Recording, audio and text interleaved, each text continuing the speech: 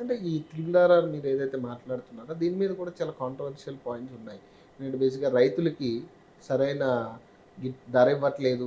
ల్యాండ్‌కి సంబంధించి సరైన ఇది త్రిబుల్ ఇవ్వట్లేదు ఆర్‌కి అనేది. సంబంధం లేదు అది. హ్మ్. త్రిబుల్ ఆర్ అనేది మైనర్ ఇరిగేషన్ చెరువులకు సంబంధించి అచ్చా! అచ్చా! అచ్చా! రాజస్థాన్ ప్రభుత్వం తర్వాత కేంద్ర ప్రభుత్వం మన జిల్లాకు, మన రాష్ట్రానికే ఇచ్చింది. ఓకే. ఓకే. అది ఆ రోజు మన ప్రకాశం జిల్లాలో మేజర్ ఇరిగేషన్ ప్రాజెక్టులు లేవనే ఉద్దేశంతోటి హ్మ్. మైనర్ ఇరిగేషన్ లింకు చెరువులు ఉన్నాయి కాబట్టి ఆ లింకు చెరువులు పునరుద్ధరణ కోసం ఇవ్వడం జరిగింది.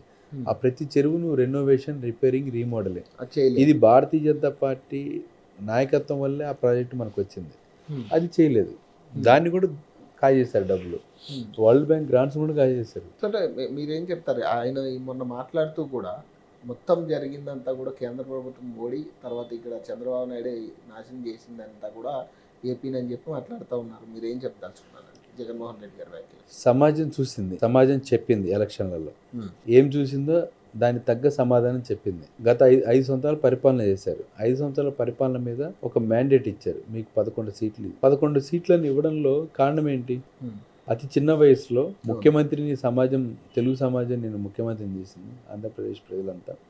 అటువంటి మంచి అవకాశం వస్తే పరిపాలన చేయకుండా నువ్వు పబ్జీ ఆడుకుంటూ, నువ్వు ప్రజా సంక్షేమాన్ని గాలికి వదిలేసి అభివృద్ధిని పట్టించుకోకుండా నీ సొంత వ్యవహారాలు స్కాములు చేసుకుంటూ నువ్వు కూర్చొని మోడీ గారిని ఈరోజు ప్రపంచం కీర్తిస్తున్నట్టు మోడీ గారిని, చంద్రబాబు గారిని విమర్శించడంలో పెద్ద అర్థం లేదని నేను అనుకుంటున్నాను. ఇటీవల ఒక స్టేట్మెంట్ కూడా ఇవ్వడం జరిగింది. పొగాకు రైతుల ఇష్యూస్ మీద కూడా నేను పోరాడబోతున్నాను, త్వరలో నేను దాని మీద దీక్ష చేస్తాను అంటున్నాడు ఆయన.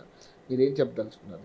ఇప్పటి వరకు ఎవరు రియాక్ట్ అవ్వలేదు దాని మీద, మీరేం చెప్తారు? పొగాకు రైతులకు న్యాయం జరిగింది అంటే నరేంద్ర మోడీ గారు అధికారంలోకి వచ్చిన తర్వాత, నిర్మలా సీతారామన్ గారు మన కామర్స్ మినిస్టర్గా ఉన్నప్పుడు అప్పటి నుండి మాత్రమే జరిగింది. 75 సంవత్సరాల కాంగ్రెస్ పాలనలో 1500 ఉన్నటువంటి పొగాకు ధరను 2 నుండి 3,000 రూపాయలు తీసుకొచ్చిన ఘనత నరేంద్ర మోడీ గారి ప్రభుత్వంది.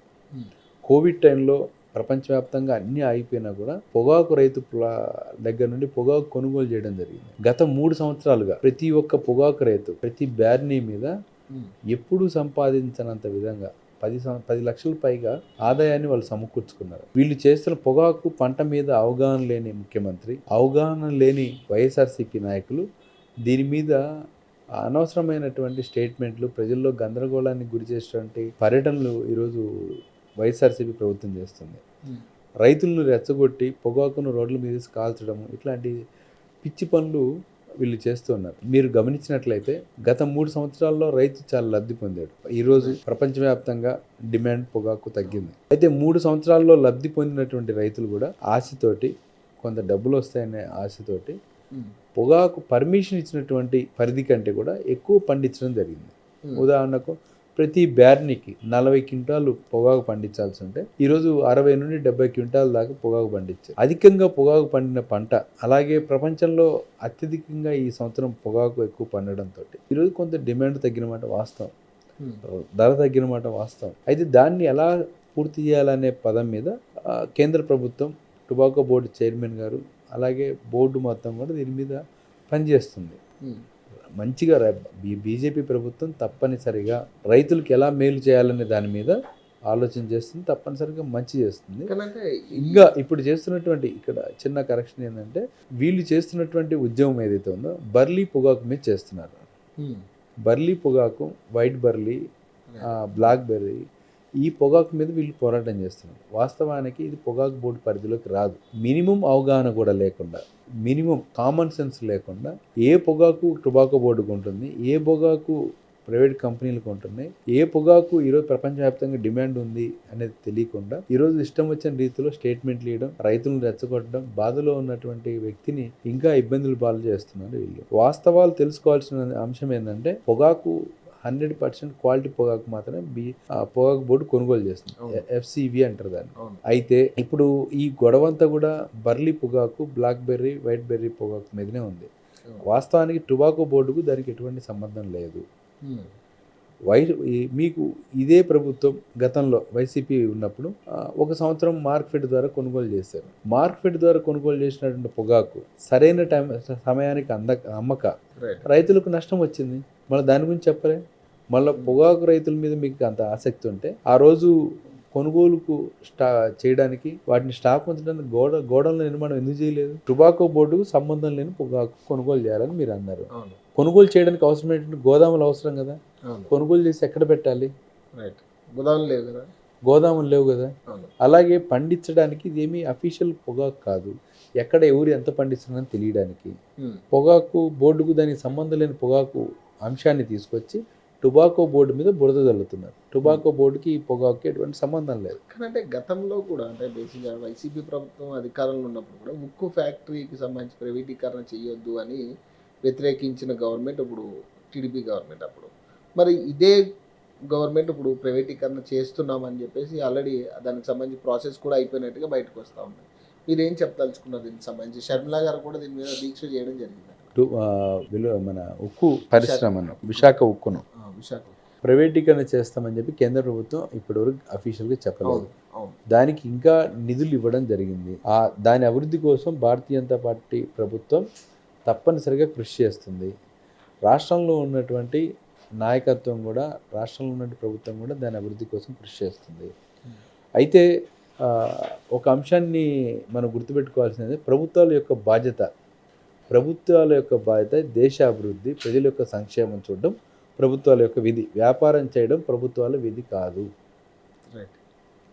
ప్రభుత్వాలు చేయాల్సింది ఏంది? ప్రజలు సంక్షేమంగా ఉండడానికి సంక్షేమ పథకాలు అమలు చేయాలి. ప్రజలు దేశం అభివృద్ధి చెందడానికి దేశ అభివృద్ధి కార్యక్రమాలు చేయాలి. వ్యాపారం చేయడం అనేది ప్రభుత్వాల యొక్క బాధ్యత కాదు కదా. అయితే ఇది సెంటిమెంట్తో కూడుకున్నటువంటి అంశం కనుక భారతీయ జనతా పార్టీ ప్రభుత్వం తప్పనిసరిగా విశాఖ ఉక్కును ప్రైవేటీకరణను ఒప్పుకోలేదు, ముందుకు వెళ్ళట్లేదు. గతంలో ఉన్నటువంటి కాంగ్రెస్ ప్రభుత్వమే దీన్ని ముందుకు తీసుకొచ్చింది. ఆ పాలసీ ప్రకారం మనం ముందుకు వెళ్తూ ఉన్నాం. అయితే ఇప్పుడు ప్రజల యొక్క మనోభావాలు గౌరవించి దాన్ని ఆపారు. దాన్ని అఫీషియల్ కూడా కేంద్ర ప్రభుత్వం చెప్పింది. కేంద్ర ప్రభుత్వం నిధులు కూడా ఇచ్చింది 15,000 కోట్లు. కానీ అంటే బీజేపీ మీద కూడా ఆ నింద పడుతుంది కదా బాగా. అంటే బేసిక్గా బీజేపీ ఇదంతా ప్రైవేటీకరణ చేస్తూ ఉంది. ఎల్ఐసి, బిఎస్ఎన్ఎల్ ఎట్లా ప్రైవేటీకరణ జరుగుతూ ఉందో ఇది కూడా అదే ప్రాసెస్లో ప్రైవేటీకరణ చేయాలని చూస్తున్నారు. మోడీ హ్యాండ్ ఓవర్ చేసుకుంటున్నాడు ఇదంతా కూడా అని చెప్తా ఉన్నారు. ఊరందరిది ఒక దారి అయితే ఉలిపికట్టది ఒక దారి. ప్రపంచమంతా ఒకవైపు వెళ్తూ ఉంది. ప్రైవేటీకరణ, క్యాపిటలైజేషన్, నిధులు వీటి మీద వెళ్తూ ఉంది. కొంతమంది కమ్యూనిస్టులు రష్యా, చైనా నుండి సిద్ధాంతాన్ని అరువు తీసుకున్నటువంటి కొంతమంది కమ్యూనిస్టు అక్కడ యూనియన్లు పెట్టుకొని ఆ యూనియన్ల పేరు మీద దాచుకుంటూ అక్కడ ఉన్నటువంటి వెండర్లుగా రిజిస్టర్ అయ్యి లారీలు, అక్కడ ఉన్నటువంటి కొన్ని కాంట్రాక్టులు సంపాదించుకొని డబ్బులు సంపాదించుకోవడానికి దీన్ని వాడుకుంటున్నారు. వాళ్ళు తప్ప దీన్ని ఎవరు వ్యతిరేకించట్లేదు. ఇంకొకటి కూడా ఏంటంటే భారతీయ జనతా పార్టీ ప్రభుత్వం ప్రైవేటీకరణ చేయట్లేదు చెప్పారు, నిధులు ఇచ్చారు. కేంద్ర మంత్రి విశాఖపట్నం వచ్చారు, కేంద్ర మంత్రి దాన్ని స్పష్టం చేసి వెళ్ళారు. కానీ ఇప్పటికీ కూడా ఆ ప్రాసెస్ జరుగుతుంది అనేది కదా. ఇప్పుడు నిన్న షర్మిలా గారు కూడా మాట్లాడేది అదే. షర్మిలా గారు మాట్లాడడానికి ఏమన్నా అర్థం ఉంటుంది? అసలు ఏ విషయంలో ఆమెకు అర్థం అని చెప్పండి. ఆమె మిజోరాం సంఘటనను మతపరంగా చూసింది. క్రైస్తవానికి ఏదైనా అయితే నేను అది చేస్తా ఇది చేస్తా అని.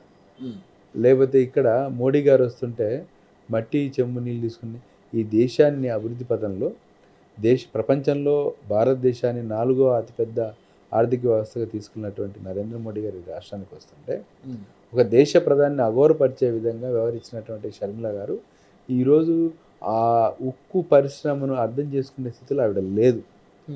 ఆవిడకు వాళ్ళ అన్న మీద ఒక కోపం ఉంది, బాధ ఉంది.